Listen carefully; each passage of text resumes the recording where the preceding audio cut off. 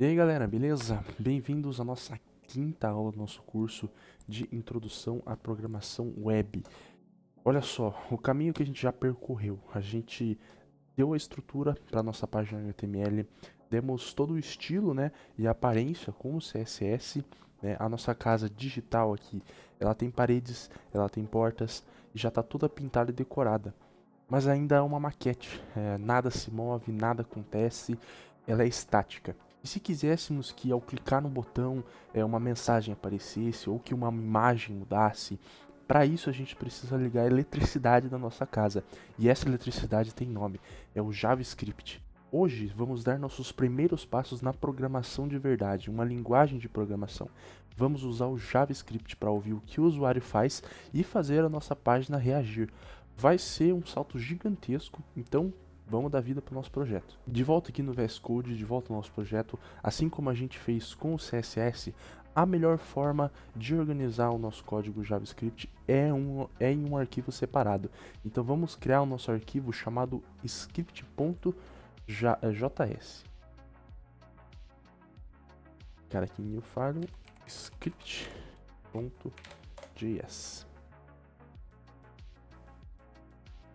Agora a gente precisa conectar esse arquivo ao nosso index.html igualzinho ao CSS. Mas aqui tem um detalhe importante sobre onde fazer essa conexão. Com o CSS, nós colocamos a tag link lá no head, né? Então aqui a gente tem a tag link dentro do head para fazer a conexão do CSS com o HTML. Com o JavaScript, a melhor prática é colocar a tag script no finalzinho do body. Então, antes de fechar aqui a nossa tag do body, a gente adiciona uma tag chamada script.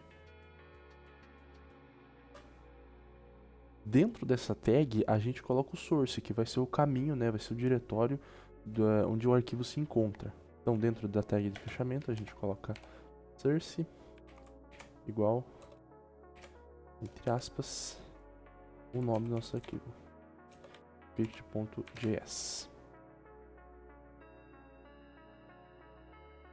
Então a tag é script e a gente usa o atributo o source, né, para apontar o nosso arquivo. Porque antes da tag do body fechar, o navegador ele vai ler o seu arquivo HTML de cima para baixo. Se colocássemos o script no início, ele tentaria executar o JavaScript antes mesmo de ter carregado os elementos HTML da sua página, como os botões e os títulos. Nosso script não encontraria os elementos para manipular e pode dar algum erro no meio da execução. Colocando no final, a gente garante que toda a página já foi carregada e está pronta para rodar e para ser manipulada, né, pelo nosso script. Então vamos escrever a nossa primeira linha de código aqui dentro do nosso arquivo de JavaScript.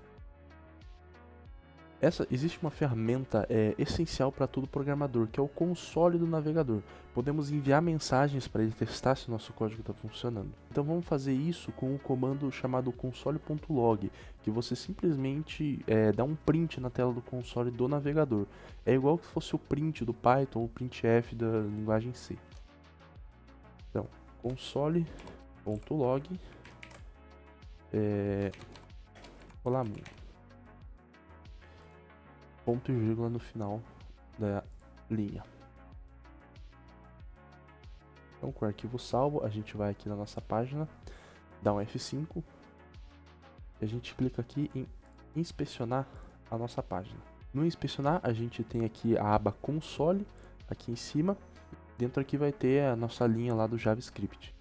A mensagem apareceu aqui, isso confirma que os nossos arquivos estão conectados e o JavaScript está rodando bacana. O console é o nosso melhor amigo aqui para debugar e entender o que está acontecendo de fato aqui no nosso código, se a gente se encontrar com algum erro ou se a gente estiver perdido no meio da execução.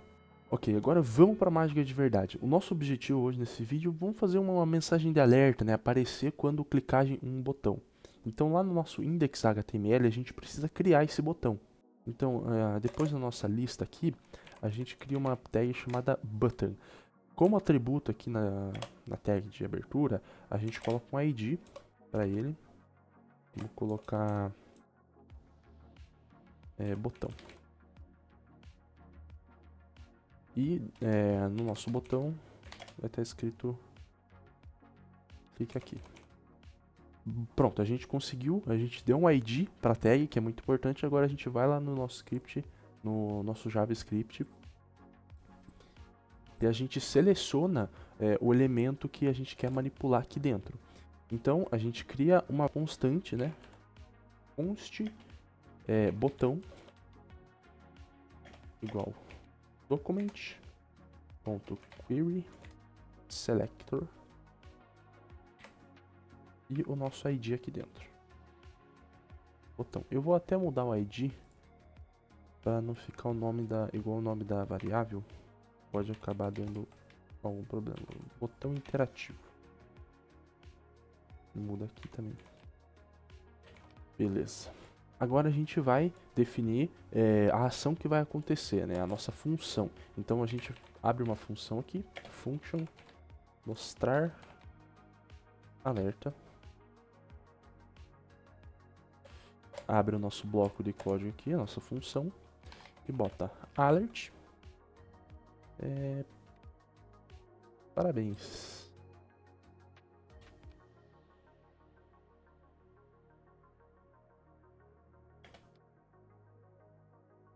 Você acaba de executar sua primeira função JavaScript.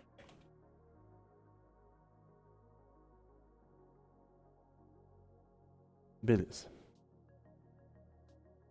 Depois aqui da nossa função, a gente precisa conectar a ação ao evento, né? Ou ouvir o clique do botão. Então a gente pega o nome da nossa variável dentro do script aqui, .add event listener. Abre parênteses, aspas simples, clique, depois vírgula, a nossa função, mostrar alerta. Ponto e vírgula no final. Então vamos por partes aqui. Primeiro, a gente seleciona o botão. A gente usa esse document.querySelector. Ele busca no documento HTML um elemento que corresponda ao seletor que a gente passou para ele aqui. Vejam que o seletor, né, o ID botão interativo, é o mesmo seletor de ID que a gente usa no CSS. Então a gente guarda o botão encontrado numa caixinha, né, numa espécie de caixinha que a gente chama de botão, que é a nossa variável. Em segundo lugar, a gente define a ação. A gente cria uma função, que é um bloco de código reutilizável. A gente dá um nome a ela, que é esse mostrar alerta. E tudo que tiver dentro das chaves, né, dentro do bloco de código, vai acontecer quando essa função for chamada.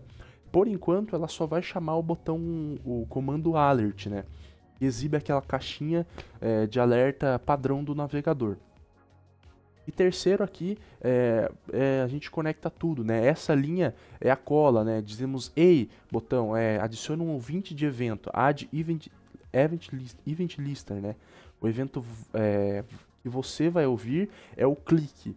E quando você ouvir um clique, execute a função mostrar alerta. Simples assim. Então, voltando para nossa página aqui, a gente dá uma recarregada, já aparece o botãozinho aqui. A gente clica aqui e ele aparece aqui essa caixinha de aviso padrão do navegador. Essa página diz parabéns, você acaba de executar a sua primeira função JavaScript. Então, fazendo todo esse esquema do JavaScript, você acaba de cruzar uma fronteira muito importante, né? Vocês não estão mais apenas marcando e estilizando o conteúdo igual você faz com HTML e CSS. Você está programando o comportamento de uma página. Tem uma lógica por trás disso. Por isso que a gente não chama HTML e CSS de linguagem de programação, porque uma linguagem de programação ela necessita ter uma lógica. E aqui no nosso JavaScript a gente tem uma lógica, a gente tem variável, a gente tem um bloco de código. Quando esse bloco de código for acionado, ele vai mostrar o que está ali dentro, ele é reutilizável, então tem toda uma lógica por trás. HTML e CSS é mais estilização, é mais marcação, então a gente não chama isso de linguagem de programação. Então vamos recapitular aqui tudo que a gente aprendeu. A gente criou um arquivo script.js, linkamos no final do body, né? Eu expliquei a importância dele estar no final do body. A gente usou o console.log para verificar a conexão. A gente aprendeu, né, que esse console do navegador é o nosso melhor amigo, ele que, se você quiser debugar alguma coisa, se quiser ver que se alguma função está funcionando, você pode ver aqui pelo console do navegador. aprendemos essa lógica de 3 passos, né? Selecionar um elemento, definir uma função, conectar a função, usando aquele evento add_event_listener. E todas essas funções, né? Esse add_event_listener, esse alert, esse querySelector, eles são funções prontas do JavaScript. Então, se você tiver alguma dúvida sobre eles, se você quiser aprender novas funções, você pode ler a documentação do JavaScript no site oficial, vai estar tudo lá bonitinho explicando como funciona. Isso que a gente fez hoje é a base para tudo que é interativo na web. Abrir um menu, validar um formulário, criar um jogo, tudo começa com esses mesmos princípios. Agora que a gente já tem uma noção das 3 grandes tecnologias, né, HTML, CSS e JavaScript, que tal a gente aprender um atalho? No próximo vídeo a gente vai conhecer uma ferramenta que usa tudo isso para nos ajudar a criar layouts profissionais e responsivos de maneira muito mais rápida. A gente vai falar sobre o framework CSS mais famoso do mundo, que é o Bootstrap.